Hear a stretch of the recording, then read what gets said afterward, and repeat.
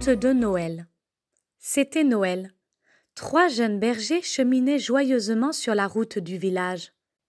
Ils descendaient des pâturages de la montagne, car Noël, la grande fête de la Nativité, était aussi, selon une vieille tradition, la fête des petits bergers en souvenir de ceux qui, les premiers, avaient adoré l'enfant Jésus dans la crèche. Le plus grand, Ludovic, avait pendu à son cou par une ficelle un pipeau. Raphaël et Éric lui donnaient des bourrades en riant. « Crois-tu que nous aurons du succès avec nos chants ?»« Il y a assez longtemps que nous nous exerçons. À notre dernière répétition, ce n'était pas si mal. Si vous mettez bien les nuances dans vos voix, nous serons sûrement très applaudis. »« Oui, mais le principal, c'est bien ce que l'on nous donnera, pas vrai ?»« Ah oui, absolument. Les récoltes ont été bonnes cette année. Espérons que les villageois se montreront généreux. Et que le père Sébastien, le notaire, nous donnera une grosse pièce, dit Éric en montrant sa bourse faite en peau d'agneau. Les 3 garçons rirent bien de la dimension des sacs en toile qu'ils portaient sur leurs épaules. Ils avaient vu grand. Nous ne pourrons pas les porter s'ils sont pleins.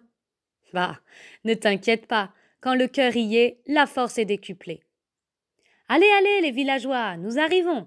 Préparez saucisses, boudins, pâtés, confitures, bonbons, chocolat. Nos sacs sont grands, nous pourrons tout prendre, s'exclama Raphaël. Quand ils arrivèrent au village, ils frappèrent à la première porte, qui était celle du forgeron. « Entrez, les enfants !» dit une voix rude qui voulait se faire douce. « Joyeux Noël !» dirent les 3 garçons en se bousculant dans le passage de la porte. Dans la vaste cuisine rôdait une fameuse odeur de dinde qui tournait à la broche devant de hautes flammes dans la grande cheminée. « Viens, Mélanie, les petits sont là !»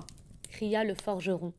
Mélanie, qui s'affairait dans l'arrière-cuisine pour préparer le réveillon, arriva suivie de sa marmaille. Voyant l'auditoire au complet, Ludovic, dont la belle assurance avait disparu, se gratta la tête et prit timidement son pipeau. Il joua quelques notes pour donner le ton, puis Raphaël et Éric se mirent à chanter d'une voix mal assurée. Tous les vieux Noëls du pays y passèrent. À mesure qu'ils s'exhibaient, ils se ressaisissaient, et la fin du concert fut nettement mieux que le début. Indulgent, le public applaudit chaleureusement. Avec gentillesse, le forgeron leur remit un paquet préparé à l'avance. Sûrement du pâté, pensa Raphaël en le tâtant. Il le mit au fond de son sac avec maints remerciements. On échangea encore de nombreux joyeux Noël et nos 3 musiciens allèrent frapper à la porte suivante. C'était la boulangerie. « Entrez, les amis !» Oh, quelle bonne odeur de galettes dans la boutique! L'eau en venait à la bouche. « Joyeux Noël !» lancèrent nos 3 lurons. Ils recommencèrent à chanter leur répertoire. Après les applaudissements d'usage, on leur donna un gros paquet du volume de 3 galettes que nos garçons mirent délicatement dans un sac. Ils remercièrent et allaient partir quand ils furent rappelés par le grand-père, le doyen du village. Il était tout ému en entendant ces airs qui lui rappelaient le temps lointain où il était berger. Toutes ces vieilles chansons, comme il les connaissait. « Attendez !» dit-il. Il disparut un moment et revint avec du chocolat qu'il leur présenta en disant « Voilà pour vous, les amis !» La boulangère les embrassa tous 3 avec amabilité et l'on se sépara joyeusement en échangeant beaucoup de « Joyeux Noël ». Nos garçons allèrent ainsi de maison en maison. Partout l'accueil était affable et généreux. Les sacs se remplissaient, la bourse se gonflait. Éric la faisait sauter pour entendre sonner agréablement les grosses pièces qu'elle contenait. Il était ravi. Oui, les villageois étaient bien généreux cette année. Ah, les bonnes soirées qu'ils allaient passer là-haut, sur la montagne, devant le bon feu qui les réchaufferait du froid, du vent ou de la pluie de la journée. Comme ils se régaleraient en dégustant toutes ces bonnes choses qui amélioreraient leur ordinaire. La maison suivante était celle de Catinou, il leur sembla entendre « Entrez !» dit par une voix très faible. Quand ils ouvrirent la porte, les joyeux Noël restèrent bloqués dans leur gosier. Ici, tout était lugubre. Quelle désolation, quelle tristesse! Pas de chandelle pour éclairer. Le froid, une odeur d'humidité. Dans la cheminée, 2 brindilles de bois faisaient une faible flamme qui permettait de se diriger. À côté de l'âtre, on distinguait une corbeille dans laquelle dormait un nouveau-né. Les 3 amis étaient bien décontenancés. Katinou leur dit avec une tristesse à fendre l'âme. « Ici, il n'y a pas de fête. Il n'y en aura plus jamais. Le père est mort, mes orphelins vont mourir de misère. » On distinguait dans la pénombre 3 enfants dont l'aîné pouvait avoir 8 ans. « Il ne me reste que 2 pains. Ensuite, je n'ai plus rien pour nourrir mes enfants. Allez-vous-en, je n'ai rien à vous donner. » Nos 3 jeunes bergers étaient dans la plus grande consternation devant un tel malheur. Quelle désolation, quelle tristesse! « Mais c'est Noël !» dit brusquement Ludovic. « C'est une très grande fête. Jésus va naître. Nous chanterons pour vous. » De tout leur cœur, les musiciens commencèrent. Jamais Ludovic n'avait entendu une note plus harmonieuse sortir de son pipeau. Raphaël et Éric ne reconnaissaient plus leur voix, tellement elles étaient devenues mélodieuses. Ce merveilleux concert transportait Katinou. Elle était très émue. Quand leur répertoire fut terminé, ils la virent essuyer quelques larmes. « Vous êtes de gentils garçons au bon cœur, » leur dit-elle. « Merci beaucoup, vous m'avez fait tellement de bien.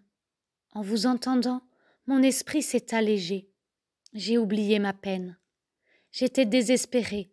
Maintenant, il me semble que Jésus me viendra en aide. » Elle les dirigea vers la porte. « Encore 1000 fois merci, les garçons. Adieu. »« Non, pas adieu, » dit Ludovic. « Nous reviendrons tout à l'heure. » Les 3 amis, pensant la même chose, dirent ensemble « Nous viendrons réveillonner chez vous après la messe. » Les cloches de l'église sonnaient de petits coups très rapprochés, qui semblaient dire aux fidèles qui s'attardaient « Dépêchez-vous, il est minuit, la messe va commencer. » Ils se hâtèrent. Ils traversèrent l'église pour se placer au premier rang afin d'être plus près de la crèche et pouvoir mieux l'admirer. Après l'office, Éric, qui gardait la bourse, acheta 2 gros cierges. Ils reprirent les sacs qui étaient restés au fond de l'église et, comme promis, se dirigèrent vers la maison de Katinou. En un rien de temps, la cuisine se transforma. D'abord la lumière. Éric plaça les cierges aux 2 bouts de la table. Raphaël s'occupa du feu. Les flammes devenaient belles et hautes, et il rajoutait constamment des brindilles de bois, ce qui n'était pas sans inquiéter la pauvre Katinou qui lui disait « Vas-y doucement, mon petit, tu brûles mes derniers fagots. C'est Noël! Vive la joie et que le feu pétille !» En disant cela, il prit une grosse brassée de branches qu'il lança dans le feu. « Ne vous inquiétez pas, Katinou, le bois ne manque pas sur la montagne. Nous vous en descendrons.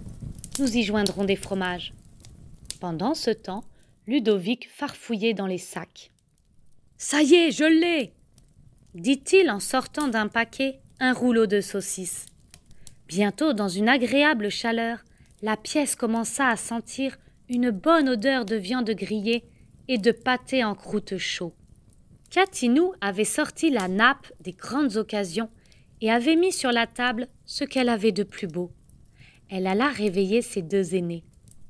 Les 3 gaillards, pleins d'entrain, s'arrangèrent pour que le repas fût joyeux et très animé. On trafiquait dans les sacs qui recelaient les meilleurs chocolats et les plus imprévus. On essayait de deviner ce qui en sortait.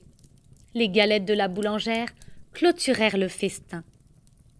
Comme les gros sabots du père traînaient encore dans la cuisine, on les mit devant la cheminée et nos 3 amis y vidèrent le contenu de leurs sacs. En équilibre sur le tout, ils déposèrent la bourse bien remplie. Katinou était si émue qu'elle ne trouvait plus les mots pour remercier. La nuit était bien avancée lorsque les garçons prirent congé. « Restez, mes petits, il fait bon ici. Vous partirez au jour, je vais vous apporter des couvertures. Enroulés dedans, vous pourrez vous allonger. »« Nous ne pouvons pas rester, ma bonne Catinou, car dès le lever du soleil, les moutons sortent et nous devons être là-haut pour les conduire. » On s'embrassa affectueusement et l'on se sépara. Dehors, l'air froid, fouettant le visage des garçons, effaça les traces de sommeil. La nuit était des plus transparentes. La lune et les étoiles lançaient une étrange clarté. Tout était givré jusqu'au moindre brin d'herbe. Ce sol blanc reflétait la luminosité qui descendait du ciel. Jamais nuit n'avait été plus belle. Les bergers avançaient, contemplant cette féerie. Jamais ils n'avaient vu pareil spectacle. Le crissement du givre écrasé sous leurs pas rompait le silence profond de la nature en fête. Ils se taisaient, chacun perdu dans ses pensées. Ils marchèrent ainsi longtemps, puis Éric se mit à dire « Oh, que je suis heureux, mais heureux! Je suis en joie, mon cœur est ravi. »« Moi aussi, » dit Raphaël, « je me sens tellement léger que j'ai envie de danser en chantant. »« Pour moi, » dit Ludovic, « cette fête de Noël a été la plus belle de toutes. Il ne peut y en avoir de meilleure. Ma vie entière, je me souviendrai de cette nuit de bonheur. »